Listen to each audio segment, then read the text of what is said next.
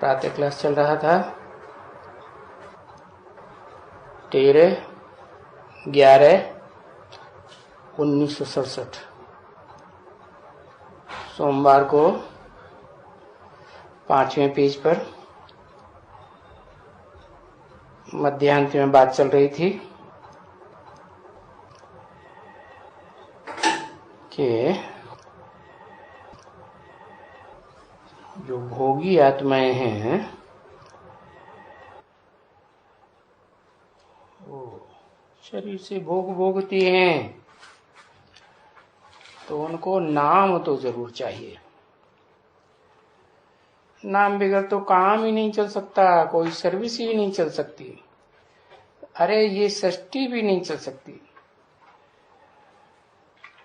तो ऐसा नहीं कोई ख्याल करना कि वहां नाम नहीं रहेगा।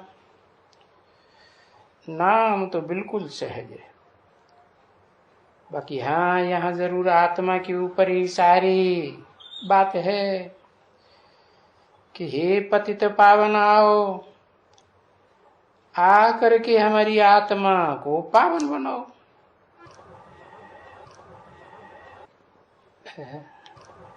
आओ का मतलब क्या है? आओ माने आओ और गुप्त बने रहो है? अरे आत्मा भी परम धाम से आती है, कोई भी आत्मा तो कब कहा जाता है कि आई? जब कोई शरीर के द्वारा प्रत्यक्ष हो। बच्चा भी जन्म लेता है तो बाहर प्रत्यक्ष होता है, तभी कहते हैं ना आया। तो बताया कि जो बुलाते हैं पतित पावन आओ,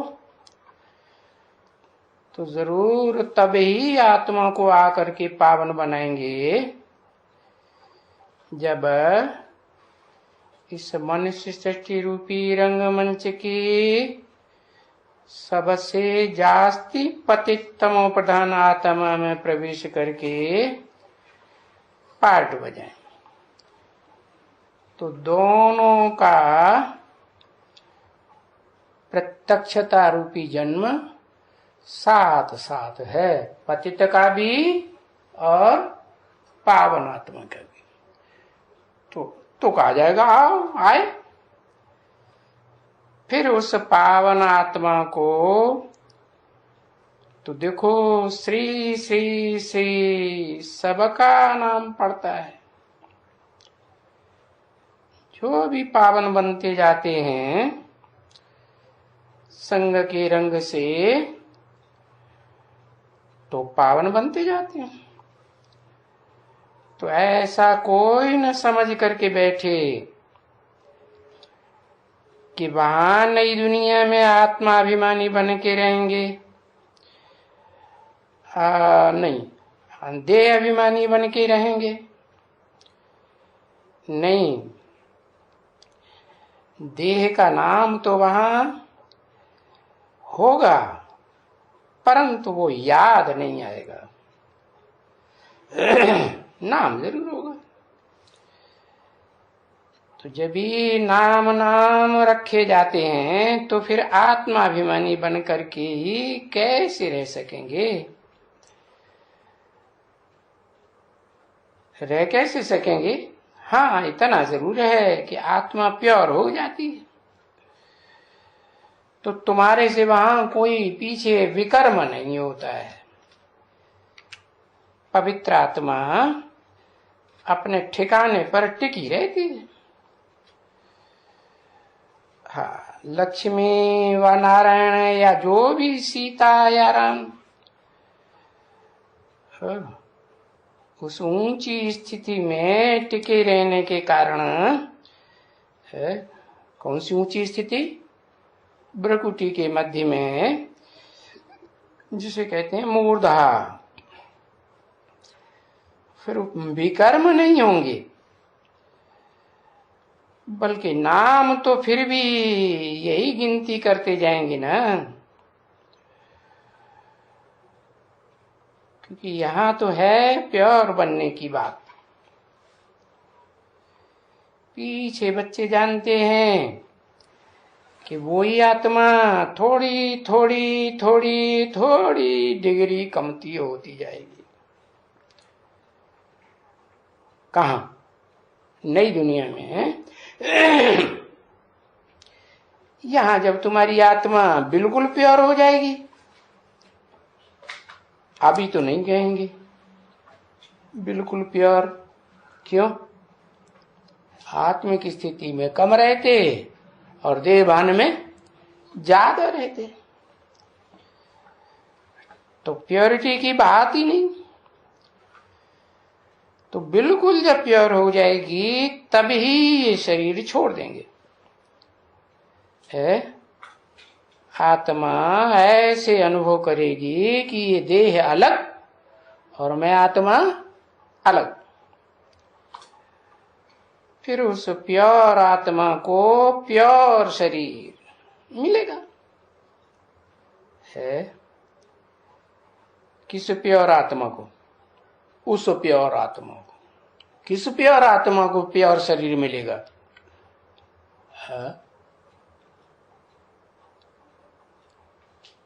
हाँ, जिस शरीर में मुकर्रर रूप से प्रवेश करते हैं उसको पवित्र शरीर निरोगी कंचन काया मिलेगी या नहीं मिलेगी? इसी जन्म में मिलेगी या बर्फ में दब जाने के बाद मिलेगी? बर्फ में दब जाने के बाद मिलेगी। अच्छा, बर्फ में दब जाने का मतलब भी हद का है, बेहद का है। बर्फ में क्या होता है? ठंडा हो जाता है ना? और यहां बेहद में क्या है? ठंडी का मतलब ब्राह्मणों की दुनिया में पुरुषार्थ की ठंडी ऐसी पड़ जाती है कि कोई से भी वो पुरुषार्थ हो नहीं पाता है। कौन सा पुरुषार्थ?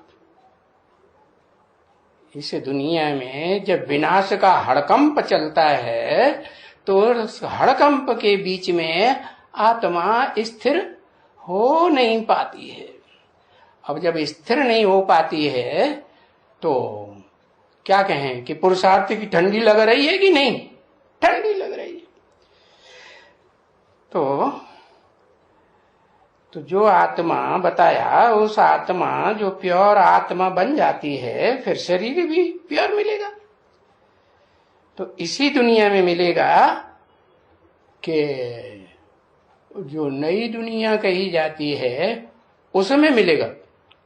हाँ, तो खूबी ये है क्या जो बताते हैं कि तुम्हारी आत्मा रूपी नैया, वो आत्मा रूपी जो बिठैया है और शरीर रूपी जो नैया है तुम्हारी, जिसमें आत्मा बैठी हुई है, दोनों का पार लगाने वाला खिवैया तुमको मिला हुआ है। किसको? किसको है? अरे बताओ जल्दी, किसको मिला हुआ है? इसी दुनिया में पूरी रुद्रमाला को, पूरी रुद्रमाला के जो भी मणके हैं वो बर्फ में नहीं दबेंगे। शरीर के साथ बर्फ में नहीं जाएंगे तो कहेंगे कि यही कंचन काया बन जाएगी इसी दुनिया में। है बताया उस प्योर आत्मा को, उस प्योर आत्मा को माने उन आत्माओं को या उस आत्मा को, एक के लिए बोला। तो खूबी ये है, क्या खूबी? कि तुम्हारी आत्मा भी पवित्र और तुम्हारा शरीर भी पवित्र बन जाएगा।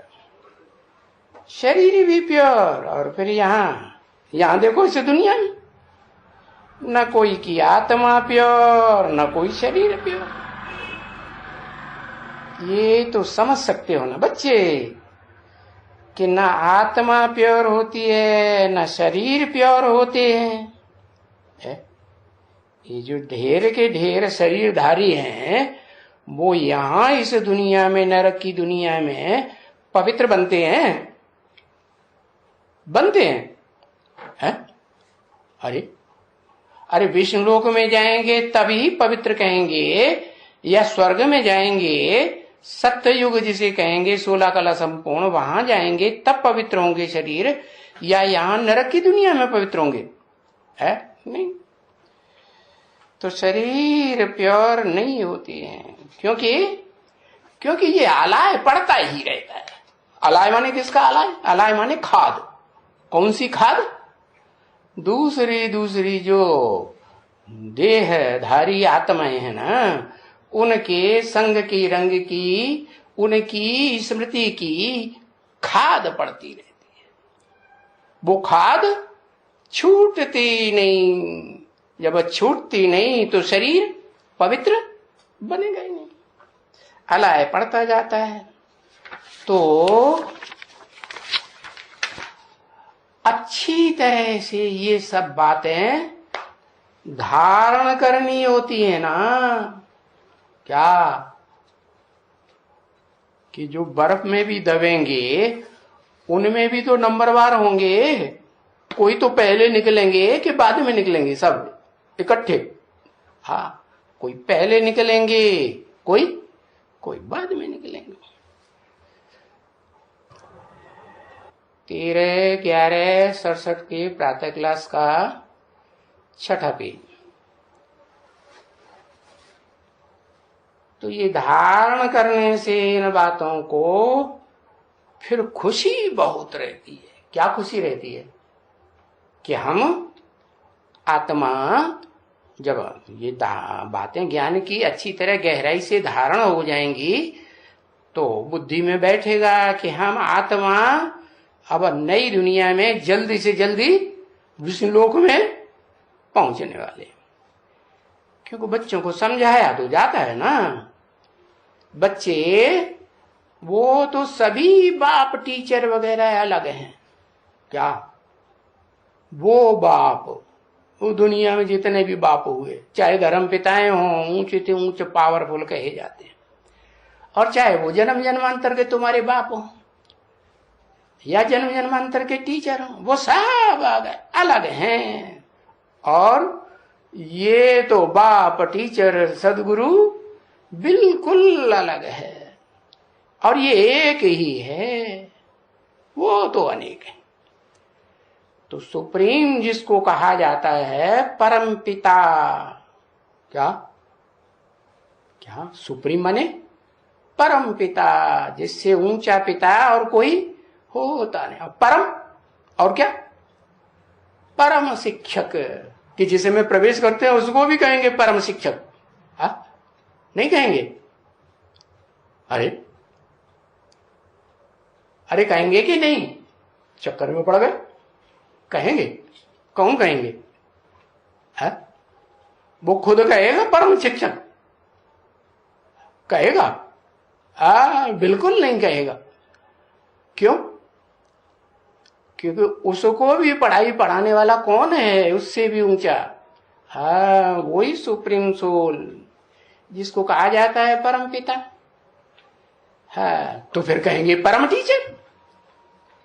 परम टीचर भी है, परम पिता भी है, और सदगुरु भी। कब? वो तो निराकार तो नहीं हो सकता। वो कब? जब शरीर में प्रवेश करते हैं तो परम गुरु भी है। लेकिन फिर परम गुरु तो भले कह दो, लेकिन सत्य गुरु नहीं कह सकते। क्यों? सत्य तब कहेंगे जो इस दुनिया में सदा काल सत्य रहे।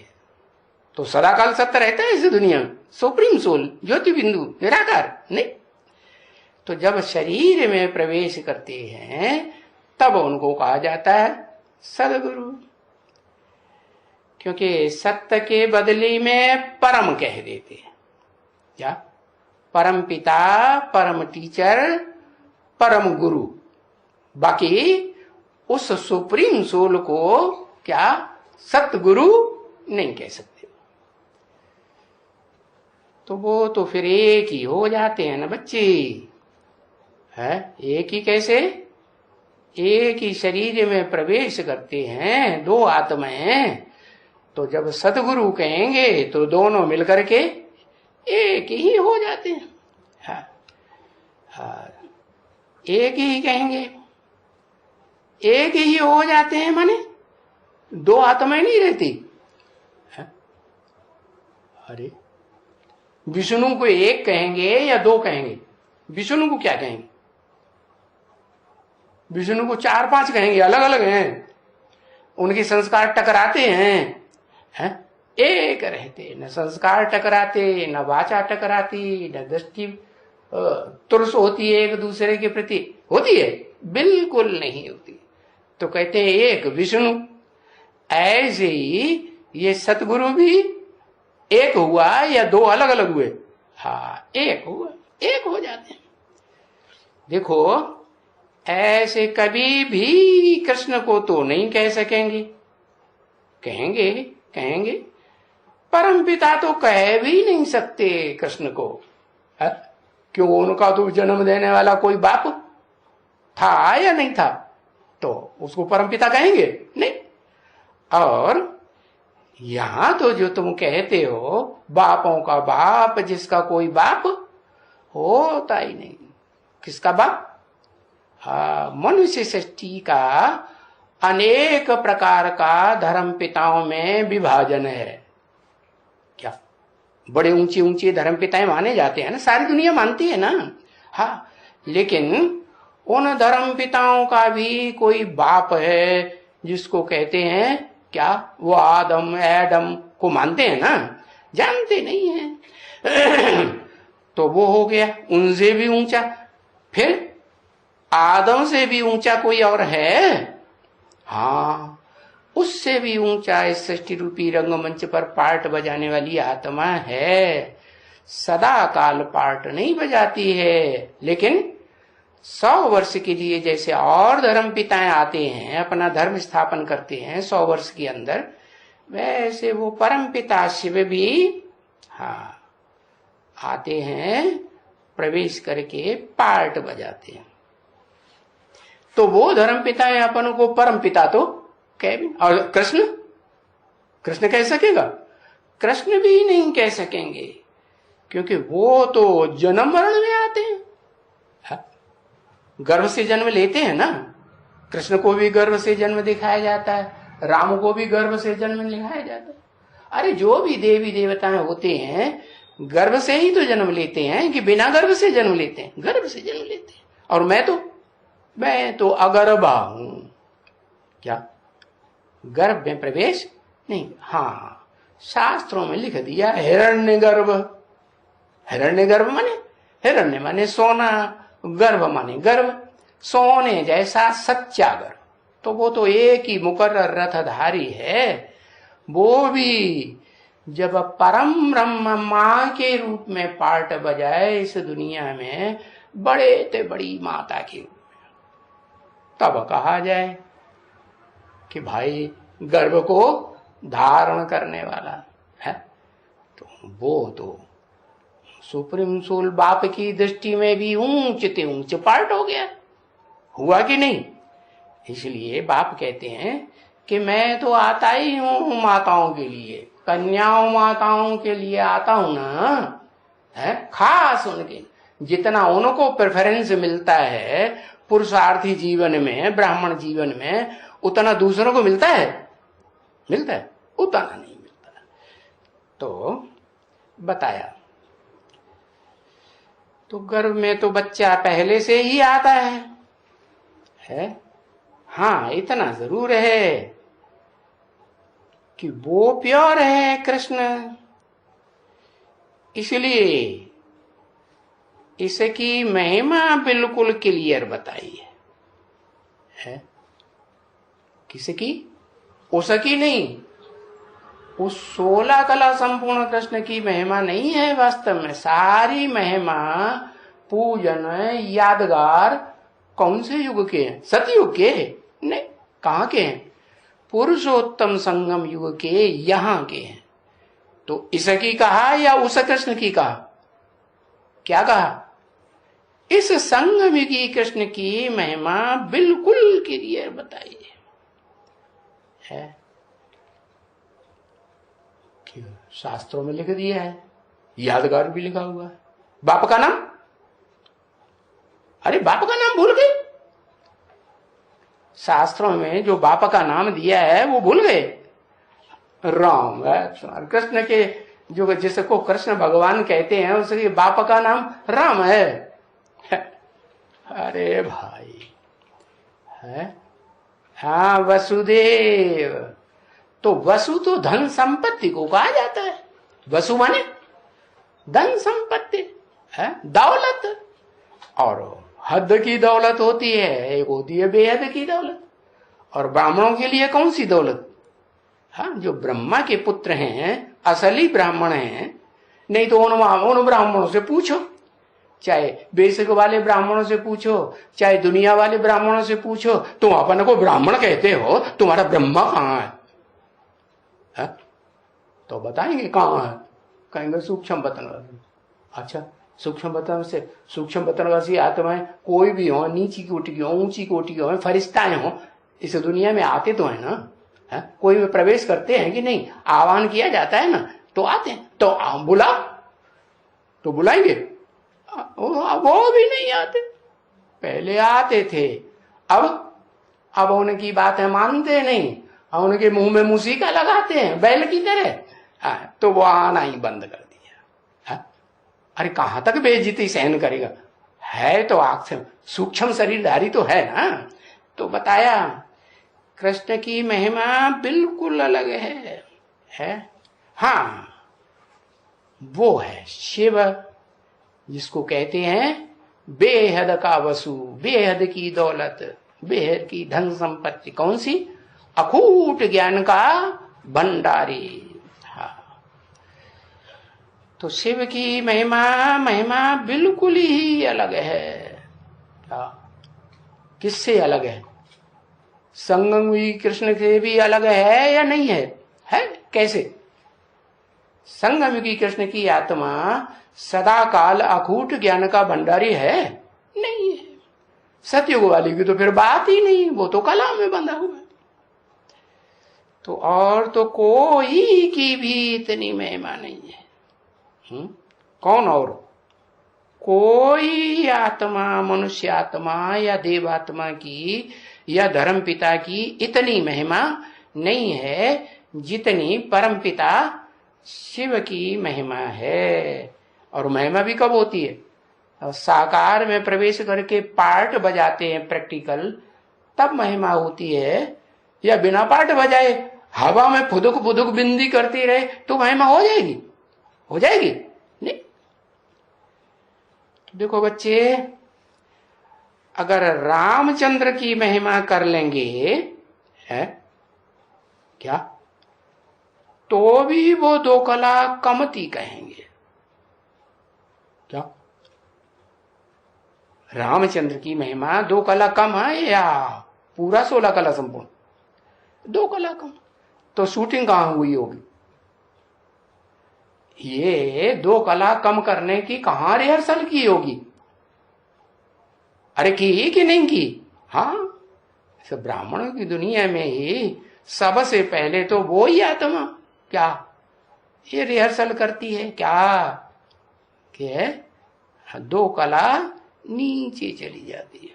हाँ, तो बताया रामचंद्र की महिमा अगर करेंगे तो दो कला कमती कहेंगे भाई, 14 कला संपूर्ण है। तो तुम्हारी बुद्धि में सब जैसे कि आगे सारा ज्ञान है, जो सारी सृष्टि के आदि पर्यंत का ज्ञान तुम्हारे मगज में बैठा हुआ है। हाँ, अभी तुम जान गए हो, है पहले नहीं जानते थे। क्यों? तुम क्यों जान गए हो? क्योंकि तुम रचयिता हो। है तो रचयिता को जान गए कि नहीं? किसके रचयिता? किसके रचयिता? निराकारी दुनिया के रचयिता या साकारी दुनिया के रचयिता? है साकारी दुनिया। और निराकारी दुनिया कौन रचता है फिर? अरे निराकारी दुनिया, जो तुम्हारी निराकारी दुनिया है, वो जो ऊंचते ऊंच धाम जिसमें तुम रहते हो, हाँ, वो भी रचता कौन? घर कौन बनाता है? अपना घर है। वो तो देखो अयोध्या में लड़ाई लड़ रहे, हम राम का मंदिर बनाएंगे। अरे राम का मंदिर राम बनाएगा या तुम खुद बनाओगे? तुम कैसे बना लोगे? तुम में इतनी ताकत है कि अयोध्या में राम का मंदिर बना लो? वो हद की ईंटों की अयोध्या समझ लेते हैं। अयोध्या का बेहद का मतलब ये है जहां कभी युद्ध मनसा से, वाचा से, कर्मणा से, कोई इंद्रियों से किसी प्रकार का कोई युद्ध होता ही नहीं। ऐसी दुनिया बनाने का काम कौन करेगा? मैं करूंगा? मैं तो करता हूं। मैं माने कौन? शिव? नहीं, वो तो नहीं करता। तो कौन करता है? वो निराकारी धाम तुम अपने लिए, अपना धाम खुद, ऊंचे ते ऊंचा धाम, ऊंचे ते ऊंचा महल, संगठन कहो, किला कहो। राजाएं होते हैं तो अपना किला बनाते हैं कि नहीं? हाँ बनाते। तो तुम रचयिता को भी जान गए और रचना के आदि मध्य अंत को भी जान गए। क्या कौन है रचना? रचयिता कौन है? अरे रचयिता साकार, तो रचना भी साकार। तो कौन रचयिता कौन रचना? लिखो, बताओ। अव्वल नंबर रचयिता कौन, अव्वल नंबर रचना कौन?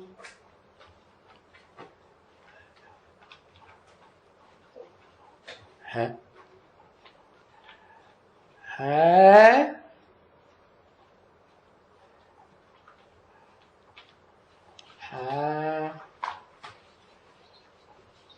रचना शिव। अरे राम राम राम राम राम, ये क्या लिख दिया? माथा पकड़ रही है माथा। संगम की कृष्ण, सत्य की कृष्ण। जो राम बाप रचयिता, राम कहां से हो गया? राम तो त्रेता वाला बताया है, वो तो नाम ही है चंद्र। राम का नाम क्या है? पीछे टाइटल लगा हुआ ना, रामचंद्र। वो सूर्य है। अरे सूर्य का बच्चा सूर्यवंशी सूर्य ही होगा ना। रामचंद्र कैसे हो सकता है? रामचंद्र तो त्रेता वाला हुआ। तो कौन? वही राम वाली आत्मा संगम युग में, पुरुषोत्तम संगम में जब मैं आता हूं तो अंतिम चोलाधारी, पतित से पतित तनधारी जो है, आदम कहो, एडम कहो, आदिदेव कहो, ये पार्ट प्ले करती है, तब उसको कहते हैं कि वो रचयिता है सारी सृष्टि का। साकार सृष्टि है, निराकार सृष्टि? साकार सृष्टि का भी रचयिता है। और वो निराकार घर, जिस घर में तुम बच्चों को जाना है, पहले पहले घर में जाएंगे कि पहले स्वर्ग में जाएंगे है? या पहले वैकुंठ में जाएंगे? कहाँ जाएंगे? पहले पहले घर में जाएंगे, क्योंकि तुम आत्मा निराकारी हो। तो निराकारी आत्मा को घर कैसा चाहिए? निराकारी घर चाहिए। तो रचयिता को भी जान गए और उसकी रचना को, कि रचयिता है वही इस सृष्टि रूपी रंगमंच पर जो सदाकाल शरीर साकार से रहता है? या उसका शरीर कभी खलास हो जाता है? होता नहीं, खलास होता। तो वो हुआ रचयिता। उसे कह दो आदि नारायण। और रचना, रचना तो एक पीढ़ी कम हुई ना, नीचे पीढ़ी उतरेगी ना। तो रचना हुआ 16 कला संपूर्ण कृष्ण। तो दोनों को तुम जान गए। तो अब देखो,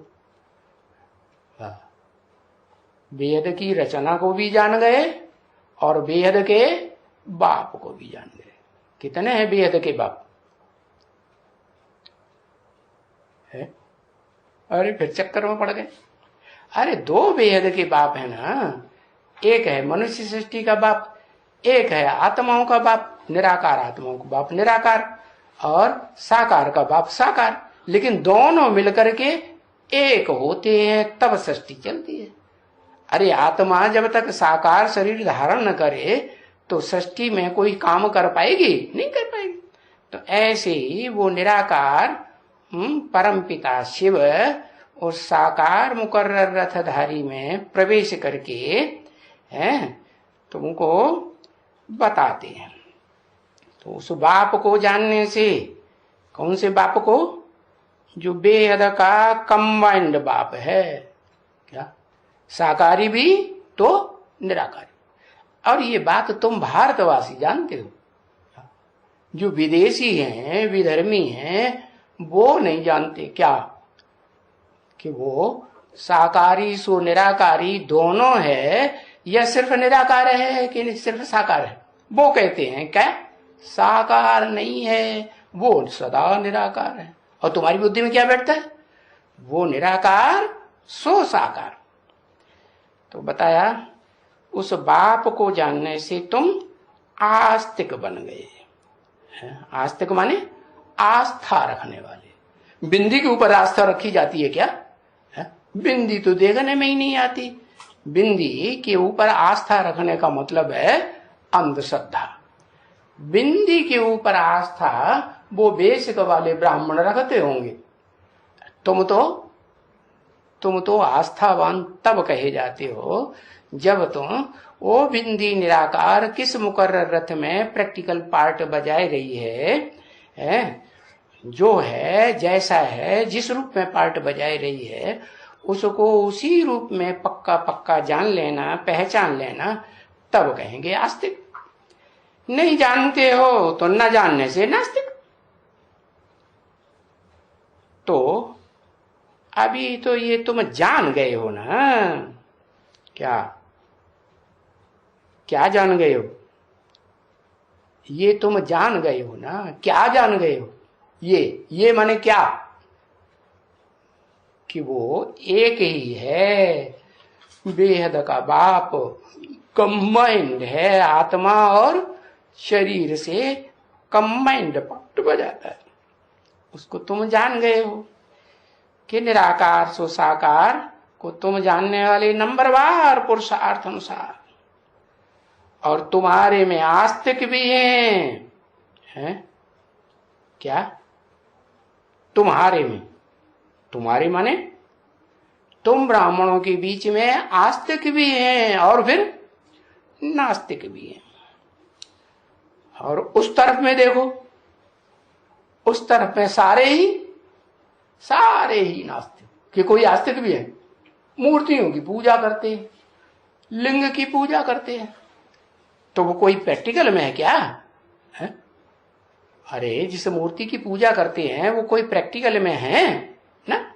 वो कोई लिंग जिसे भगवान समझते हैं, वो भगवान हेवनली गॉडफादर है? ओ कैसे हेवनली गॉडफादर? तो उस तरफ में, उस किनारे पर देखो, पुरानी दुनिया में तुम आ गए हो अभी संगम युग पर। तुम कोई पुरानी दुनिया में नहीं हो।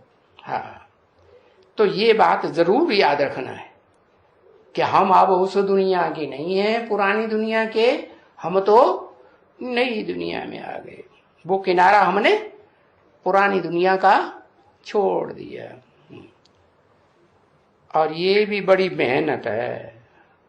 क्या ऐसे नहीं छोड़ दिया है तो छोड़ दिया है? कैसे किया, कैसे बताया? अभी छोड़ दिया तो छोड़ दिया, दिमाग से नहीं छोड़ा।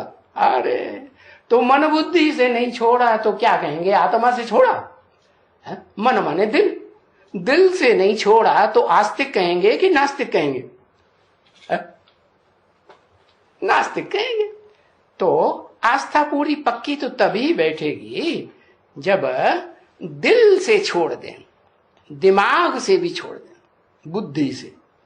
दो चीजें हैं ना, एक तो दिल मन और एक मन को कंट्रोल करने वाली बुद्धि। हाँ, दोनों मिलकर के आत्मा कही जाती है।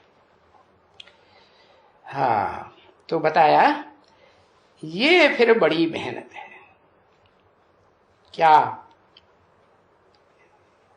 क्या कि सदैव हम अपन को इस किनारे पर समझें।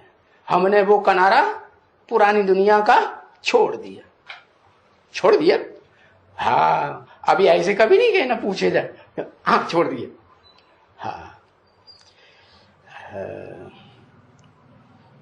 तो बताया हम संग में भी ब्राह्मण है। हम कोई द्वापर कलयुग के ब्राह्मण थोड़े ही है। द्वापर कलयुग में जो संगम शुरू होता है, हम वो ब्राह्मण थोड़े ही हैं। हम कौन से ब्राह्मण? जहां कलयुग और सतयुग का मेल होता है, हम उस संगम युग के ब्राह्मण हैं। हाँ, पुरुषोत्तम संगम युग के तो हम ब्राह्मण हैं। सो भी तुम लोग भूल जाते हो, है बहुत ही भूल जाते हो। क्या है ना ठीक बात? हाँ, ब्रह्मा कुमार और ब्रह्मा कुमारियां हम ब्राह्मण हैं, सो भी तुम लोग बहुत बहुत भूल जाते हो। यहां क्या, यहां ब्रह्मा बाबा के घर में बैठे बैठे भी यहां भूल जाते हो। नहीं तो ब्राह्मण कुल को, अपने कुल को कोई भूलता है क्या? अपने कुल का तो बड़ा गुमान रहता है। क्या अपना टाइटल अपने साथ रखते हैं कि नहीं? हाँ, तो ब्राह्मण कुल को कोई भूलेंगे क्या? कभी कोई ब्राह्मण से जाकर के पूछो है तो वो क्या कहेंगे? हमारा ब्राह्मणों का कुल है। कौन से गोत्र के ब्राह्मण? तो बताएंगे हम इस गोत्र के ब्राह्मण हैं, और ऋषि मुनि का नाम लेंगे। हाँ, तो तुम्हारे से कोई जाकर के पूछेगा ना है तो तुम तो भूल जाएंगे। तो बाप ने समझाया ना बच्चे कि ब्राह्मण होते ही हैं। कौन से है? ब्राह्मण होते हैं चोटी वाले ब्राह्मण के बच्चे। कौन से ब्राह्मण के बच्चे? चोटी वाले ब्राह्मण। कैसा चोटी वाला? जब चोटी में गांठ लगी हुई होती है ना, शिव बाप की याद की, तो वो कभी भूलती है नहीं। गांठ लगी माना शिव उस गांठ में है ही मौजूद। गोल गोल लिंग रूप बन जाता है कि नहीं? वो लिंग रूप जो बन जाता है चोटी में, वो पकड़ने में आएगा। चोटी पकड़ने में आएगी, बाकी वो जो गोल गोल है वो पकड़ने में आता है नहीं, वो तो निराकार। हाँ, उस ब्राह्मण जो चोटी का ब्राह्मण है, जिसके तुम बच्चे बनते हो, उसकी बुद्धि में टूटता नहीं है। क्या तन से, मन से, धन से टूटता है? कभी छोड़ के भागता है? कभी मन में आता है छोड़ के भाग जाऊं? आता है? कभी नहीं आता। तो इसलिए बताया कि तुम चोटी के ब्राह्मण के बच्चे हो। हाँ, तो ब्राह्मण कुल हुआ तुम्हारा। वो ब्राह्मण कोई चोटी के ब्राह्मण के बच्चे थोड़े ही है। क्या? हाँ, अरे क्या कहेंगे? कितने? हाँ, वो जो जितना मोटी चोटी होती है कि छोटी सी चोटी होती है, जैसे आजकल के ब्राह्मण बनाए लेते हैं बस। है हाँ, मोटी चोटी होती है ना ब्राह्मणों की। पहले पुराने जमाने में होती थी, अभी तो बहुत छोटी छोटी, कोई तो पुंचिया सी रखते, देखने में भी नहीं आती। हाँ, मोटी खुर के इतने बराबर। तो कितने बाल होते हैं? किसी ने गुने? वो कोई नहीं गुने। हाँ, जैसे चाणक्य को दिखाते हैं ना, हाँ बड़ी मोटी चोटी। तो ब्राह्मण को भूल, जब भी कोई ब्राह्मण कहते हैं तो हाँ, ब्राह्मणों का बाप वो ब्रह्मा जरूर चाहिए। कौन सा ब्रह्मा? वो 4 मुखों वाला ब्रह्मा नहीं चाहिए। क्या उस 4 मुखों वाले ब्रह्मा से जो ब्राह्मण पैदा होते हैं, वो नीची कुरी के, कम कुरी के ब्राह्मण पैदा होते हैं, या है ऊंचते ऊंचे चोटी के ब्राह्मण पैदा होते हैं? हाँ, तो जो चोटी का ब्रह्मा है, क्या जो ऊर्ध्वमुखी दिखाया जाता है, हाँ, तुम उस परम ब्रह्म के बच्चे हो। तो वो ब्रह्मा जरूर चाहिए। क्या ये बुद्धि में अच्छी तरह से बैठे कि ये है प्रैक्टिकल पार्ट परम ब्रह्म का। तो जब भी कोई बच्चे पूछते हैं तुमने ये ब्रह्मा को क्यों बैठाया है दादा लेकर आदि को, तो बोलो अरे हम इस ब्रह्मा को न बैठावे तो हम ब्राह्मण कहां से आवेंगे? अरे ब्राह्मणों की 9 कुरियां होती है ना, तो 9 कुरियों के ब्राह्मण कोई न कोई कुरी के बनेंगे ना। तो हमने ये ब्रह्मा बैठाया हुआ। कौन सा ब्रह्मा? 4 मुखों वाला ब्रह्मा। हाँ, 4 मुख होते हैं ना, कोई उत्तर की ओर, कोई दक्षिण की ओर, कोई पूरब की ओर, कोई पश्चिम की ओर। कोई पश्चिम की बातें करेगा, कोई पूरब की बातें करेगा, कोई दक्षिण की बातें करेगा। तो ऐसे 4 मुख वाले ब्रह्मा, हाँ, हमें वो तो जरूर चाहिए। तो बोलो अगर ब्रह्मा नहीं होगा तो ब्राह्मण हम कहां से आवेंगे? नहीं तो तुम बताओ, तुम ब्राह्मण हो, तुम्हारा ब्रह्मा कहां है? तो वो बताएंगे? हाँ, वो नहीं बताएंगे। तो बताया, बाप ने तुमको बताया क्या? बेसिक ब्राह्मणों को भी बताया कि तुम ये बात बताओ क्या, कि 4 मुखों वाला ब्रह्मा तो जरूर चाहिए। उससे तो सारी सृष्टि का जन्म होता है। क्या, चाहे वो सूर्यवंशी ब्राह्मण ही क्यों न हो, वो भी पहले पहले किससे जन्म लेते हैं? बेसिक ब्राह्मण बनेंगे, हैं, वो जो बेसिक पढ़ाई पढ़ने वाले तो भी जन्म किससे लेंगे? मैं आत्मा हूं, ये किससे पढ़ाई पढ़ेंगे? हाँ, उसी 4 मुखों वाले ब्रह्मा से पढ़ाई पढ़ते हैं। हाँ, तो हम जो अपन को ब्राह्मण कहलाते हैं, ब्रह्मा कुमार कुमारियां कहलाते हैं, वो अब समझो हम कहां से आए। तभी और ब्रह्मा न हो तो यज्ञ कैसे रचा रहेगा? हाँ, बिना ब्रह्मा के यज्ञ कैसे रचा जाए? क्योंकि यज्ञ रचा जाता है ना, क्योंकि ये ज्ञान तो रुद्र ज्ञान है ना। रुद्र ज्ञान यज्ञ। रुद्र माने है, रुद्र माने रौद्र रूप धारण करने वाला। तो जो रौद्र रूप धारण करने वाला है वो किसका बच्चा है? अरे रौद्र रूप धारण करने वाला है तो महारुद्र का बच्चा है। महारुद्र कब कहा जाता है? जब निराकार और वो निराकार जिसमें प्रवेश करता है वो भी निराकारी स्टेज को प्राप्त करे तो दोनों मिलकर के क्या कहे जाते हैं? महारुद्र। तब असली रुद्र ज्ञान यज्ञ शुरू होता है, जिसमें सारी दुनिया स्वाहा होती है। तो ये रुद्र ज्ञान यज्ञ है, तो इसमें तो सभी आहुति देनी होती है ना। सभी माने कुछ बचेगी इस दुनिया में? जो भी इन आंखों से देखते हैं कुछ भी बचने वाला, कुछ भी बचने वाला नहीं, सब आहुति पड़ जाएगी। अच्छा, सब आहुति पड़ जाएगी तो कोई तो निमित्त बनेगा ना। निमित्त माने साकार या निराकार? हाँ, साकार निमित्त चाहिए। तो शास्त्रों में उन्होंने शंकर को दिखाया है कि वो रुद्र का पार्ट है। तो इसलिए जो वो झूठे यज्ञ भी रचते हैं ना, बोलते रहते हैं स्वाहा स्वाहा, अपनी स्व माने आत्मा को, हाँ, मन बुद्धि रूपी आत्मा को स्वाहा करते हैं? हाँ? नहीं, नहीं स्वाहा करते। हाँ, तन अर्पण करेंगे, बीवी बाल बच्चे अर्पण कर देंगे, है? मन पूरा अर्पण करते हैं? नहीं करते।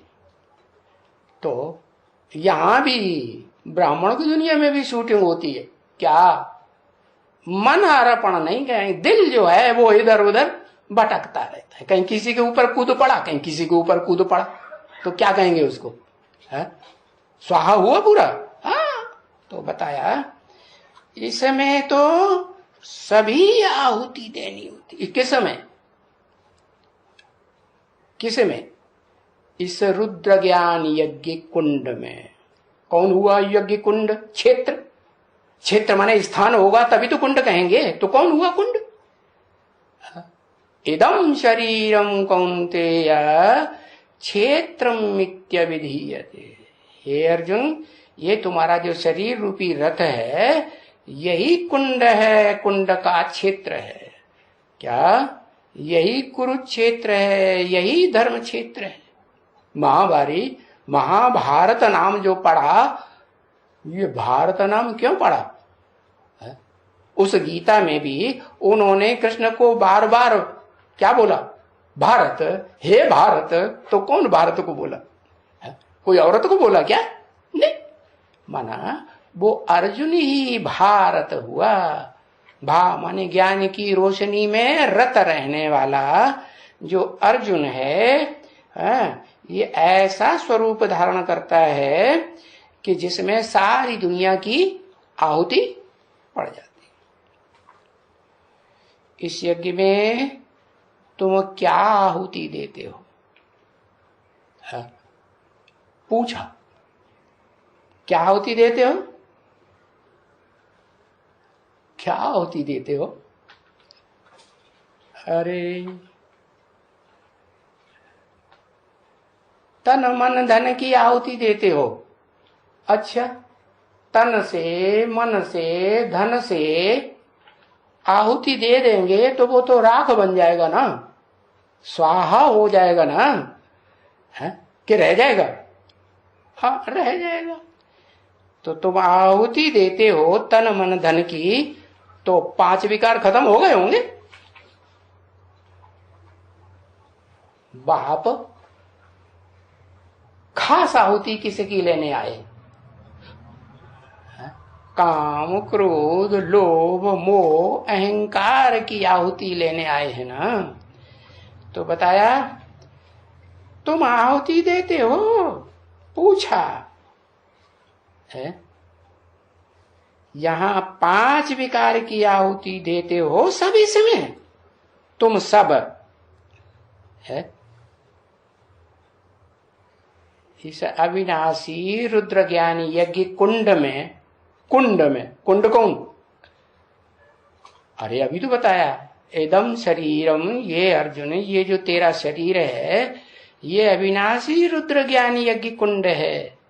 तो इसमें 5 विकारों की आहुति दे दी, देते हो तो जांच लेना चाहिए कि हमारे में अभी वो कोई विकार, क्या, वि माने विपरीत, कार माने कार्य, वो विपरीत कार्य कोई रह तो नहीं गया कि इस कुंड के अलावा कोई कोई होते हैं ना, वो दुनिया में भी जो स्वाहा स्वाहा करने वाले, झूठा यज्ञ करने वाले होते हैं, और ऐसे डालते हैं, हाथ जल गया और आधी आहुति बाहर फेंक दी, आधी अंदर गिर गई, ऐसे होता है कि नहीं? तो कहां शूटिंग हो रही, यहां शूटिंग हो रही है, आधी आहुति, थोड़ी उंगलियां जलती हैं, वो फट हाथ खींच लेते हैं, आधी आहुति बाहर गिरा देते और थोड़ी बहुत अंदर गिर गई। कोई कोई तो ऐसे बिल्कुल ही नहीं गिरती, जैसे बाबा ने बताया 3 प्रकार के पतंगे हैं। है कितने प्रकार के पतंगे? 3 प्रकार के। एक तो ऐसे कि एक बार आए, थोड़ी सी मूंछ और टांग जल गई तो गए, फिर बस फिर नहीं आए दोबारा, तो कहेंगे स्वाहा नहीं। एक ऐसे जो एक बार टांग जल गई, मूंछ जल गई, फिर हिम्मत करते हैं, फिर आते हैं, फिर चले जाते हैं, फिर आते हैं, फिर चले जाते हैं। तो ऐसे ऐसे बार बार स्वाहा भी करते हैं और फिर भाग जाते हैं, मन बुद्धि से भी भाग जाते हैं, मन बुद्धि भी दूसरी जगह चिपक जाती है जाके। तो बताया, बाबा ने पूछा है तुम्हारे में कोई ये अवगुण है तो नहीं, काम क्रोध लोभ मोह अहंकार के? है तो हमको दे के जाओ, है वो आहुति दे के जाओ। तो ये यज्ञ है ना, क्या जरूर कोई लेने वाला चाहिए ना, है कि हवा चाहिए, है कि आकाश में लेने वाला आकाश चाहिए? कौन चाहिए? कि बिंदी चाहिए, सुप्रीम सोल ज्योति बिंदु लेने वाला कोई आहुति चाहिए या नहीं चाहिए? हाँ, लेने वाला चाहिए, चाहिएगा जरूर। क्या चाहिएगा? माने अभी नहीं, अभी भविष्य में टाइम ऐसा है, आने वाला है कि वो आहुति तन की, मन की, धन की उस कुंड में पूरी ऐसी आहुति लेगा कि तुम फिर बाहर आधा डाल दो, आधा अंदर डाल दो, तन मन धन, ऐसा तो हो भाई। और जो बाहर डाल देंगे तो फिर वो जो तुम्हारा ऊंचते ऊंच घर है, ऊंचते ऊंच किला है, उस किले में तो जा ही नहीं सकते। तो बाप वो आहुति लेते हैं। कौन सा बाप लेते हैं? है? अरे कौन सा बाप लेते हैं? हाँ, साकार बाप लेते हैं। अच्छा, वो निराकार कंबाइंड नहीं होता है। फिर भूल गए, कूद पड़े तो एकदम साकार के ऊपर कूद पड़े। है? हाँ, साकार में निराकार, वो बाप, बेहद का बाप, साकार भी और निराकार भी। तो उसमें लेने वाला कौन है? जैसे भोग लगाते हैं तो खाता कौन है? निराकार खाता है उसमें या साकार खाता है? साकार खाता है। तो बाप लेते हैं, माने दोनों बाप स्वीकार तो कर लेते हैं, हाँ भाई दे दो, लेकिन लेने वाला एक है या दो है? एक है। तो वो नहीं गाते हैं कि सभी विकार लेके लेके लेके गला काला हो गया, क्या? वो नहीं गाते हैं। क्या वो जो असलियत में उन्होंने सारा विकार लिया और लेकर के गले तक वो विष चढ़ गया और नाम डाल दिया है भक्ति मार्ग में नीलकंठ। तो वो बात नहीं समझते कि वो कैसे गले तक पहुंच गया। अब गले तक पहुंचेगा तो मुंह में से विष निकलेगा कि नहीं? ग्लानि का नहीं निकलेगा। हाँ, मुंह में से और सारी दुनिया की ऐसी ग्लानि करेगा है कि सब छटपटाए जाएंगे। कोई ग्लानि पसंद करता है अपनी? नहीं। देवताएं तो बड़े प्रशंसा प्रिय होते हैं, उनके सामने उनकी प्रशंसा कर दो तो बड़े खुश। और उन देवों का जो देव है ना, बड़ा देवता महादेव, उसको तो थोड़ी सी प्रशंसा कर दो, वो तो थोड़े में ही बहुत खुश हो जाते। तो बताया प्रशंसा प्रिय सब भोगी आत्माएं, उनकी प्रशंसा करो तो बड़े खुश, और उनकी खामी बता दो, अरे पैर पूरी सूंड नीचे लटक जाती है, नाक नीचे लटक जाती है। प्रैक्टिकल बातें हैं या नहीं? हाँ, अभी भी देख सकते हो। तो ये सभी कहावतें हैं। क्या है? कि गला काला हो गया, कहावत बनाई हुई है, समझते थोड़े ही हैं कि गला काला होने का मतलब क्या है। कि जो विष है जाति जाति का विष पिया ना, तो गला कैसे हो गया? अरे संग करेगा, भोगी आत्मा संग करेगी तो रंग लगेगा या नहीं लगेगा? नहीं लगेगा। हाँ, कुछ न कुछ तो लगेगा। हाँ, जो भोगी आत्माएं हैं वो भोग के बगैर मानती नहीं है। हाँ, ये जरूर है कि कोई आत्मा इस सृष्टि रूपी रंगमंच पर ऐसी है कि ज्यादा याद में रहती है supreme soul heavenly God father की याद में, तो भी क्या कहें कि 100% याद में हो जाती है? नहीं। जब संग का रंग लगेगा तब ही कहा जाएगा क्या कि ये आत्मा संग के रंग में आकर के अटैचमेंट में आने वाली आत्मा है। तो अटैचमेंट में आने वाली आत्मा इस दुनिया में पार्ट बजाने वाली सिर्फ एक है या कोई और भी है? अरे और कोई है? इस सृष्टि पर कोई भी आत्मा ऐसी नहीं है जो संग के रंग में ना आए। सबको अटैचमेंट लेप छेप जरूर लगता है। हाँ, मैं जिसमें मुकर्रर रूप से प्रवेश करता हूं उस आत्मा को फ्री छोड़ता हूं। क्या उसका तन कंट्रोल करता हूं, लेकिन उस तन के ऊपर उस आत्मा का भी, उस रथ के ऊपर रथी का भी कुछ हिसाब किताब रहता है या नहीं रहता है? रहता है। तो बताया कि वो गाते हैं गला काला हो गया, कहावत है, बाकी गला वाला कोई काला नहीं हो जाता है। ये तो गले में से जो आवाज निकलती है ना, गूंजी विनाश की वाणी फिर भी कितनी कल्याणी। कैसी वाणी? विनाश कराए देती, सब की हिम्मत पस्त हो जाती है। हाँ, तो कुछ भी नहीं बचता। तो ये तो बाप बैठ करके समझाते हैं। हाँ, बाकी जो बाप समझाते हैं उनको गला कहाँ है? समझाने वाला बाप कौन है? निराकार आत्मा या साकार? निराकार समझाते हैं, उनको तो अपना गला ही नहीं है। जिसमें प्रवेश करते हैं उसको अपना गला है। हाँ, तो बाप को तो गला है ही नहीं, supreme soul heavenly God father को है जो आकर के हेवन बनाने का रास्ता बताते हैं, है ना। वो तो गला तो दूसरे का लोन लिया हुआ है ना। क्या? हाँ, जो लोन लिया है वो ब्याज सहित या चक्रवृद्धि ब्याज सहित, क्या कहते हैं अंग्रेजी में चक्रवृद्धि को?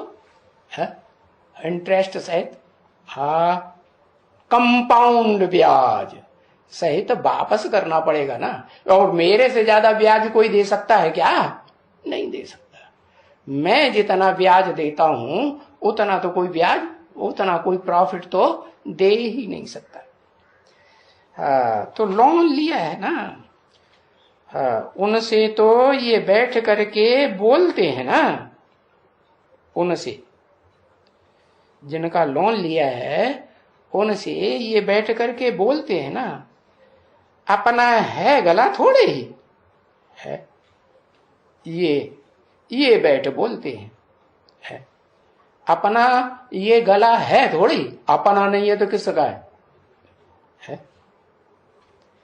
जो काला, बड़ी इनका भी काला कैसा होगा? इनका माने किनका है?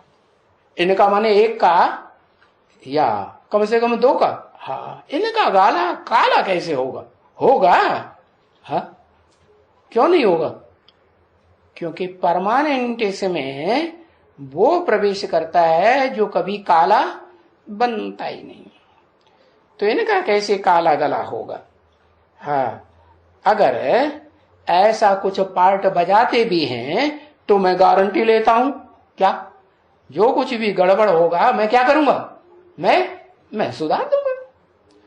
तो ये सभी जो शास्त्रों में कथाएं बनाई हैं ये सब दंत कथाएं हैं, अनेक प्रकार की।